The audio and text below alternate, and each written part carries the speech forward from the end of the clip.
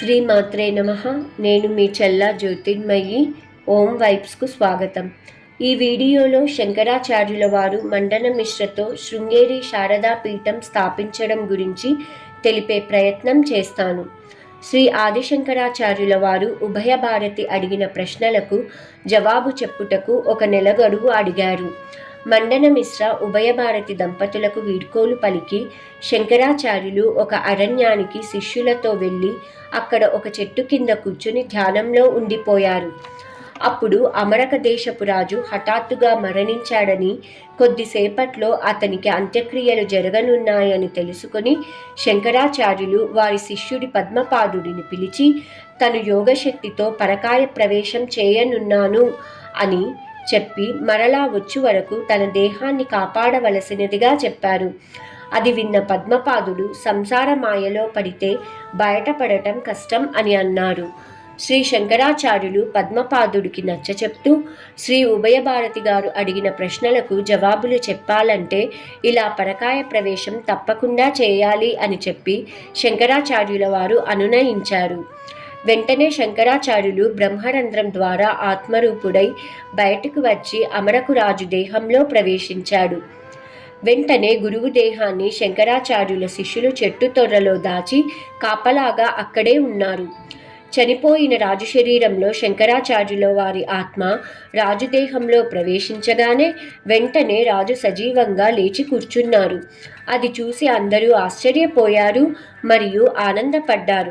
రాజు దేహంలో ఉన్న శ్రీ శంకరాచార్యులు దేశాన్ని జనరంజకంగా పాలించారు. భోగభాగ్యాలు నిత్యం పొందుతూ సంసార కళాశాస్త్ర రహస్యాలు అవగతం చేసుకున్నారు. అంతేకాకుండా ఈ సమయంలో శంకరాచార్యుల వారు అమరు శతకం అనే గ్రంథాన్ని కూడా రచించారు.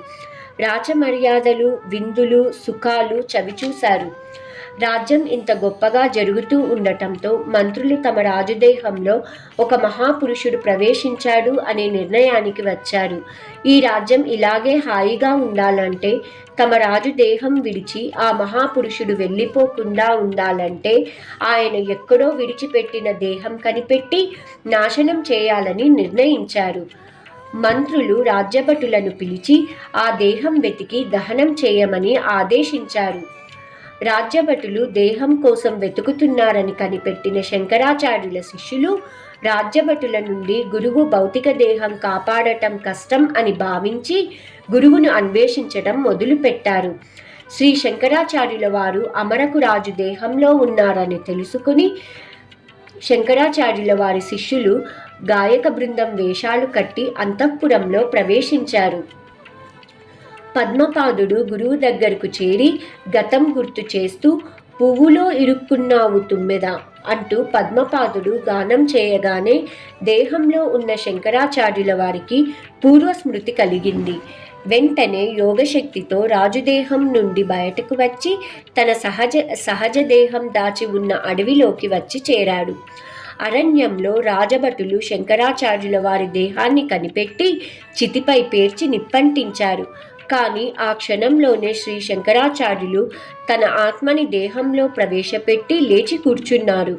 అది చూసిన రాజభటులు భయంతో పారిపోయారు. అప్పటికే ఆదిశంకరాచార్యుల వారి కాళ్ళు చేతులు చితిమంటల్లో బాగా కాలిపోయాయి. అప్పుడు శంకరాచార్యుల వారు శ్రీ నరసింహస్వామిని స్తుతిస్తూ లక్ష్మీ నరసింహ కరావలంబం స్తోత్రం పాడారు. ఈ స్తోత్రంలోని ప్రతి చరణము మమదేహి కరావలంబంతో ముగుస్తుంది. అంటే, ఓ లక్ష్మీ నరసింహ, నాకు నీ చేతుల మద్దతును అందించు అనే అర్థం వస్తుంది. ఆ కాలుతున్న చేయి వెంటనే లక్ష్మీ నరసింహస్వామి కృపతో బయటపడింది. అలా శ్రీ ఆదిశంకరుల దేహం యథాస్థితికి మారింది. ఇది ఇలా ఉండగా అమరకరాజు కోటలో శంకరాచార్యుల వారి శిష్యుల గానం వల్లనే రాజు మరణించాడని ఆరోపిస్తూ మంత్రులు వాళ్లను బంధించపోతే రాజభటులు వచ్చి సంగతంతా వివరించగా మంత్రులు పద్మపాదుడిని ఆదిశంకరాచార్యుల వారి శిష్యులను వదిలేశారు. ఆ తర్వాత ఆదిశంకరాచార్యులు తన శిష్యులతో కలిసి మండన మిశ్రుని ఇంటికి చేరారు. అప్పుడు మండన మిశ్ర మరియు శ్రీ ఉభయ భారతి శంకరాచార్యులను చాలా హృదయపూర్వకంగా స్వాగతం పలికారు. శ్రీ శంకరాచార్యుల వారు ఉభయ భారతిని పలకరించి తల్లి భారతి, ఇదిగో వాగ్దానం చేయబడిన అమరు శతకం గ్రంథం. దయచేసి మీ అన్ని ప్రశ్నలకు సమాధానంగా దీన్ని అంగీకరించండి అని అన్నారు. శ్రీ ఉభయ భారతి పుస్తకాన్ని జాగ్రత్తగా చదివి ఆ గొప్పతనానికి ఎంతో సంతోషించారు. ఈ గ్రంథంలో మానవజాతి యొక్క భావన, పరిణామం మరియు పునరుత్పత్తి గురించి వ్యవహరిస్తుంది. ఇది మానవజీవి యొక్క నిర్మాణం, లింగాల పరస్పర సంబంధం మరియు వివిధ నక్షత్రాల క్రింద జన్మించిన వ్యక్తుల ఆకర్షణ, జ్యోతిష్య శాస్త్రంకు సంబంధించిన విషయాలు లిఖించబడ్డాయి. ఇది చదివిన శ్రీ ఉభయ భారతి తన ఓటమిని అంగీకరించింది. ఆమె దేహం చాలించి సరస్వతీదేవిగా రూపుదాల్చి తన తేజస్సును శంకరాచార్యుల వారికి అనుగ్రహించి సత్యలోకం చేరిందని కొన్ని గ్రంథాల్లో పేర్కొన్నారు. శ్రీ మండన మిశ్రుడు తన సంపదను పేదలకు పంచి ఇచ్చి సన్యాస దీక్ష ఇవ్వమని ఆదిశంకరాచార్యుల వారిని కోరగా అందుకు వారు అంగీకరించి సన్యాస దీక్షను ఇచ్చి శిష్యునిగా స్వీకరించారు. అతనికి సురేశ్వరాచార్య అన్న నామధేయం ఇచ్చారు. ఆపై శంకరాచార్యులు దక్షిణాది యాత్రకు బయలుదేరి కర్ణాటక రాష్ట్రం చేరుకొని చిక్మంగళూరు జిల్లాలో ఉన్న శృంగేరి నగరంలో శ్రీ శారదా పీఠం స్థాపించి దానికి సురేశ్వరాచార్యుల వారిని తొలిపీఠాధిపతిగా నియమించారు. ఈ కథనం శంకరాచార్యుల వారి జీవితంలో సాధించిన గొప్ప ఆధ్యాత్మిక విజయంగా చెప్పబడింది. ఇంతటితో శంకరాచార్యుల వారు మండన మిశ్రతో కలిసి శృంగేరి శారదా పీఠం స్థాపించడం కథనం సంపూర్ణం. సర్వే జన సుఖినో భవంతు. మరొక వీడియోలో శృంగేరి పీఠం యొక్క విశేషాల గురించి తెలిపే ప్రయత్నం చేస్తాను. అందరికీ శుభం జరగాలని కోరుకుంటూ మీ చెల్లా జ్యోతిర్మయి.